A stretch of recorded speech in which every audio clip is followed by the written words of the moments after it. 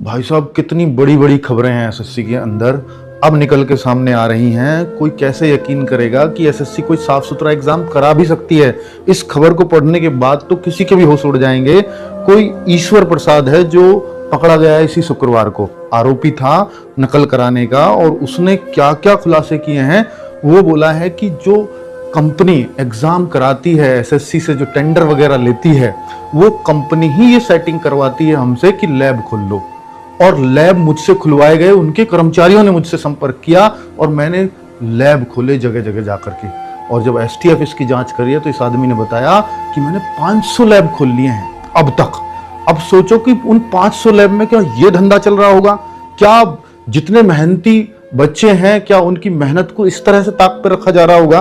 सोच करके देखो। इसने बोला है कि उत्तराखंड हो, दिल्ली हो, यूपी हो, हैदराबाद हो, राजस्थान, हिमाचल, इनमें 500 से ज्यादा लैब के सेटअप हैं जिनमें ये चाहे तब चाहे सेटिंग करा सकता था, क्योंकि इसी के थ्रू कंपनी जो एसएससी को टेंडर, एसएससी जिनको टेंडर दे रही है, ऐसी कंपनी इनके थ्रू पूरी सेटिंग बिठा रही है। सोचो, ये कह रहा है कि हर लैब पर तो ये चीजें नहीं की, लेकिन 100 से ज्यादा लैब्स पर यह काम होने की आशंका जताई जा रही है। और सबसे बड़ी बात तो तब हो गई, ये कह रहे हैं कि सीसीटीवी की लाइव फीड को भी ये खुद कंट्रोल कर सकता था, अर्थात उसमें क्या, कब, कैसे, क्या दिखाना है, वो सब कुछ इसके हाथ में था।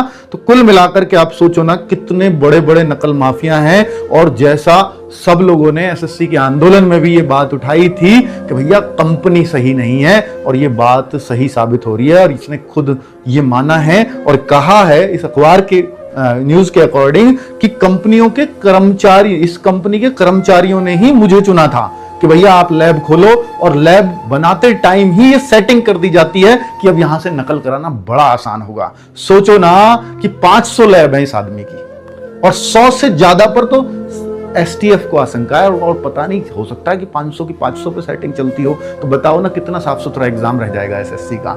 एसएससी से पूरी तरह से भरोसा ही उठ जाएगा बच्चों का। अब एसएससी ये बताए कि कैसे वो बच्चों को इनको संतुष्ट करेगी। इस खबर के बाद किसी भी बच्चे का एसएससी पर कोई भी भरोसा नहीं है कि ये नेक्सस कब से चल रहा था, और ऐसे कितनी लैब्स और हैं, ऐसे कितने ईश्वर प्रसाद और हो सकते हैं। इस बात का अंदाजा लगाना बहुत मुश्किल हो जाएगा।